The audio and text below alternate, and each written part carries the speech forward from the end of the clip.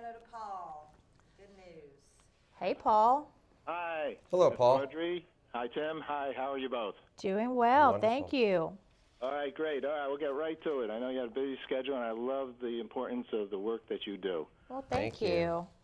Hi, this is Paul Slackus, Good News Planet. I'm speaking to Audrey Boone Tillman. Hi, Audrey. How are you? I'm fine, Paul. How are you?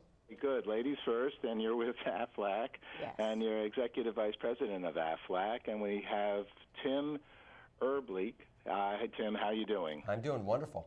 Good. I hope I said your last name. Pretty close. And Tim, you started, and you're the CEO of, and I hope I say this right, Evisphere? Yeah, it's Ethisphere. Okay, and we're going to discuss the 2015 list of the world's most ethical companies and the importance, okay? So this is, I will have to say for good news, this is the heart of our company. We've been supporting companies that do good and are sustainable and are social responsible for 16 years. That's great. So thank you very much for coming out and doing the work that you do. You're renowned in it. So tell us a little bit about your organization, Tim. Sure. Our motto is something I think you'll appreciate. It's good, smart, business, profit. And we started about 10 years ago with the notion that there were lots of rules around what happens when a company does something wrong, right? You get fined, you get sanctioned, of course your stock plummets, you pay lots of legal fees and so on and so forth. But we didn't feel there was really a third-party objective standard around what does really good corporate behavior look like. So we have, I think, a world-class methodology committee. It's some of the brightest minds around the globe. You can go to our website, ethisphere.com. It's all fully transparent. And then from that, what we do is we measure and rate corporate behavior. And out of that, we're able to devise our list, which we release on March 9th. Right, today's the day, and you have an event here in New York, and a wonderful global ethics summit with some of the leaders in the industry. I'm very excited about what you're up to. And Audrey, you should be excited because AFLAC has won, I believe, 9 times, and you act like a duck. Yeah, we are very excited. It's quite an honor to be on the list, and even more so to have been on the list since the inception of the list for the last 9 years.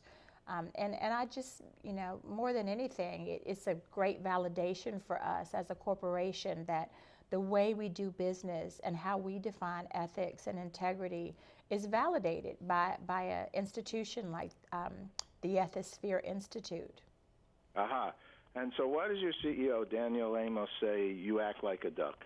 And why does your company give almost $425,000 a month to AFLAC Cancer Center, and in Japan you have a parents' house, and you're involved with energy? Why does AFLAC do all those good kinds of things?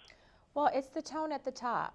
And you mentioned Dan Amos. He and his father and his uncles were the founders of AFLAC. And the company was founded on some basic principles and trying to be great corporate citizens from the outset. So when you see things like the AFLAC Pediatric Cancer Center and Blood Disorder Services and the AFLAC Children's House in Japan, I mean, we have set as a goal that that's a major philanthropic thrust for us. And so our field force, our sales associates, and our employees constantly donate and volunteer with those efforts. So not just are we focused on doing the right thing when it comes to ethics and integrity, but I'm very proud of the fact that we want to do the right thing when it comes to other types of issues as well, like diversity, like sustainability, like charitable giving, like volunteerism. Again, our culture is what drives the company, and our culture is the thing that keeps the promises that we make to our policyholders as well. Aha. Tim, what do you feel is the corporate ethics out there today, the state of it? I think it's improving. It's interesting. This is our 7th time we've done the Global Ethics Summit. It's the biggest turnout yet. We'll have a dinner to honor the WME companies tonight. We're delighted Walter Isaacson is going to be one of the keynotes. It's sold out at 600. So, and the reason, and people literally are coming from all over the globe, this is good business, and I don't think that's going away. Good. That's good for good news and good for the world, isn't it so? Audrey, wouldn't you say that? It's good for the world when the world is good. I would agree completely. All right, that's great. Let me ask you, I know you have a busy schedule in the event this evening. Let me ask you two last quick questions. One is for each of you. What's good news for you? Audrey, maybe first. Okay, thanks. Good news for me is that our company is one that does the right thing when nobody's looking, and to be awarded for that or to have accolades for that fact is a very good piece of good news. Tim, for you? Well, you know, they say about Jackie Robinson, you know, the measure of a man is the impact you have on the others. Among the 132 companies on the list, I think they employ more than 5 million people. They have a market cap of more than 8 trillion, and they have revenue of more than 4 trillion. So those are some pretty significant numbers.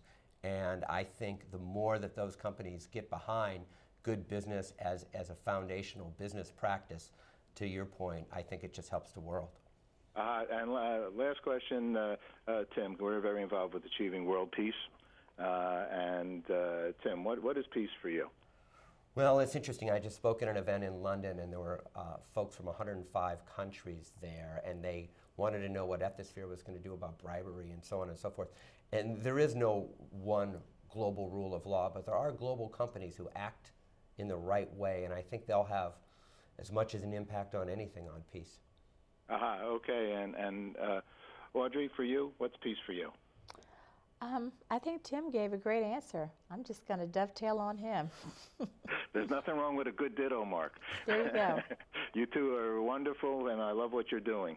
Well, thank you. Thank you very much for taking some time to speak with us. Thank Yeah, you our very pleasure. much. Have a great day, Paul. Can I ask you one